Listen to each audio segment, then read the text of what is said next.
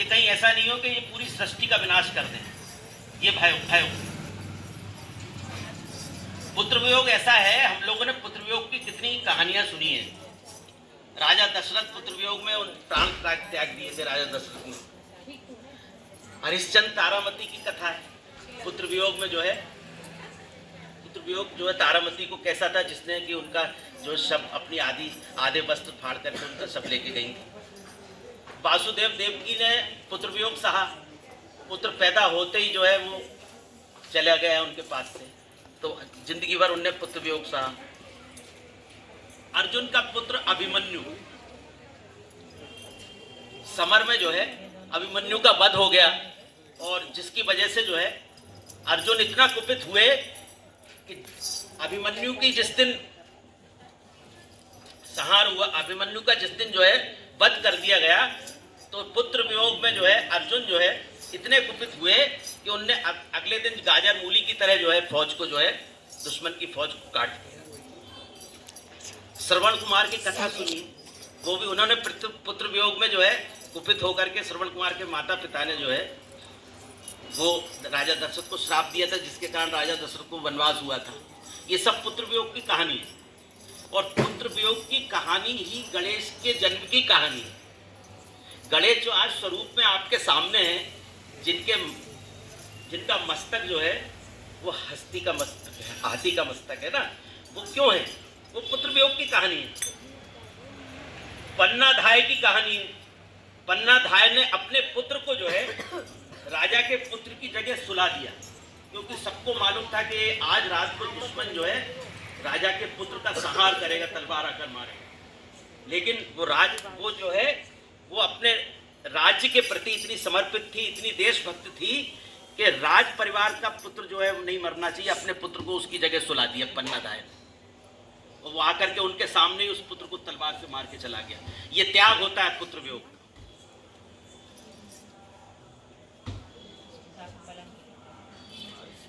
शहीद राजगुरु सुखदेव और भगत सिंह,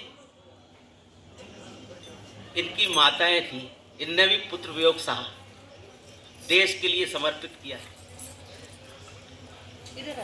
हुआ ये कि जब पार्वती जी ने काली का रूप रख लिया और ऐसा लगने लगा देवताओं को, पूरा ब्रह्मांड जो है में कंपन पैदा हो गया। ऐसा लगा देवताओं को कि ये ऐसा नहीं हो कि पूरी सृष्टि का विनाश कर दें पुत्र वियोग में।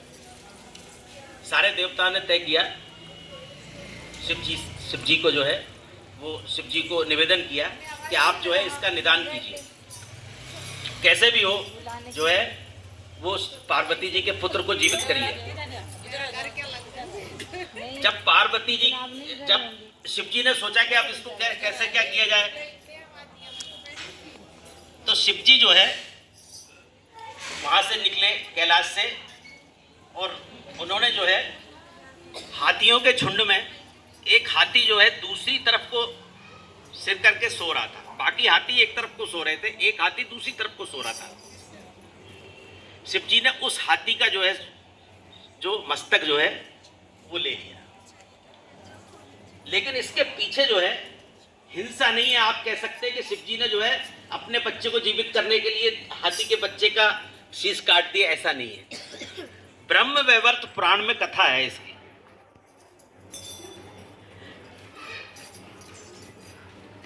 एक बार जो है दुर्वासा ऋषि जो है वो भगवान विष्णु के पास में दर्शन करने के लिए गए थे। तो जब वो दर्शन करने गए तो दुर्वासा ऋषि की तपस्या से प्रभावित होकर के विष्णु जी ने उनको एक फूल दिया, कमल का फूल। बोले ये फूल आपके मस्तक पर रख लोगे तो आप सर्व पूज्य हो जाओगे। तीनों लोकों में चाहे कोई देवता हो, चाहे कोई राजा हो, चाहे कोई प्रजा हो, सबके लिए आप पूजनीय हो जाओगे। दुर्वासा जी ने सोचा कि मैं तो भगत आदमी हूँ, मैं तो बाबा आदमी हूँ, मुझे सबसे पूज्य होने की जरूरत नहीं है, मैं तो खुद भगवान को पूजने वाला हूँ, मैं देवताओं से क्यों पूजूं। उन्होंने कहा इसको जो है किसी योग्य व्यक्ति को देना चाहिए जिसको वास्तव में लोग पूजे। दुर्वासा जी गए तो वो इंद्र उनको रास्ते में मिले। इंद्र जो है एक हाथी के ऊपर बैठ के जा रहे थे। अब ये कहानियां को कैसा कनेक्शन हुआ है देखो आप, ये कहानी जो है गणेश जी के जन्म कथा से कैसे संबंधित है। अब ध्यान देने की बात, उस फूल को दुर्वासा जी ने, उनका इंद्र का जो है वो जा रहा था जो है प्रोसेसन, तो उसमें हाथी के ऊपर जो है इंद्र बैठे हुए थे। दुर्वासा जी ने कहा कि रुकिए आप, हम आपको कुछ देना चाहते हैं। तो उन्होंने अनसुनी कर दी। फिर आगे कहा, 3 बार कहा। जब 3 बार कहा तो दुर्वासा जी हाथी के सामने आ गए। इंद्र ने कहा कि भाई क्या बात है, आप क्यों रोकना चाहते हो मुझे? बोले ये मैं फूल आपको देना चाहता हूं, इस फूल को मस्तक पे आप रखेंगे तो आप तीनों लोक में जो है सर्व पूज्य हो जाएंगे। इंद्र तो राजाओं का देवताओं का राजा था, वो तो पहले से मद में मस्त था, उनको खुद को बहुत ज्यादा अभिमान था। उन्होंने फूल तो ले लिया, लेकिन कहा कि मैं तो वैसे ही सर्व पूज्य हूं, मुझे इस फूल की आवश्यकता नहीं है। उन्होंने उठा के जो है मजाक में उस हाथी के सिर पर वो फूल रख दिया, जिससे कि सर्व पूज्य हो जाता है। जैसे ही वो फूल हाथी के सिर पर रखा तो हाथी के अंदर जो है एकदम से बल आ गया, वो अपने आप सर्व पूज्य हो गया, भगवान का दिया हुआ फूल था। तो हाथी ने जो है चिंगाड़ लगाई। जब हाथी ने चिंगाड़ लगाई तो इंद्र जो है गिर गया हाथी पे से, इंद्र हाथी पे से गिर गया तत्काल। अब वो हाथी जो है वो चूंकि वो उनके मस्तक पे जो है फूल था, तो हाथी जो है सर्व पूज्य हो गया।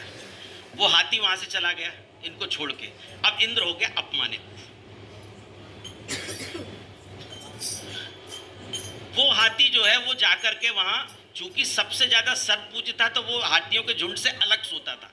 उस हाथी की गर्दन को, उस हाथी के मस्तक को शिव जी ने काटा गणेश जी को जीवित करने के लिए। लेकिन दरअसल तत्काल जो है उन्होंने जो है उसकी छाया जो है, छाया से एक दूसरा मस्तक बनाकर उस पर रख दिया। ऐसा नहीं है कि वो हाथी मृत नहीं हुआ, उस छाया रूपी मस्तक से उस हाथी को भी जीवित रखा, और जो मस्तक था जिस पर कि वो कमल का फूल रखा हुआ था, उस मस्तक को ला करके गणेश जी जहाँ उनका शरीर था उसमें वो मस्तक लगा दिया। इसलिए जो गणेश जी हैं इसलिए सर्व पूज्य माने जाते हैं। गणेश जी के सर पर रखा, गणेश जी उठकर खड़े हुए, पार्वती जी का गुस्सा शांत हुआ, और तब से गणेश जी जो है सर्व पूज्य, सर्वमान्य, देवताओं में अग्नि है, और उनकी पूजन से जो है हमको रिद्धि सिद्धि प्राप्त होती है, बच्चों को शिक्षा प्राप्त होती है, ज्ञान के देवता हैं। इसलिए जो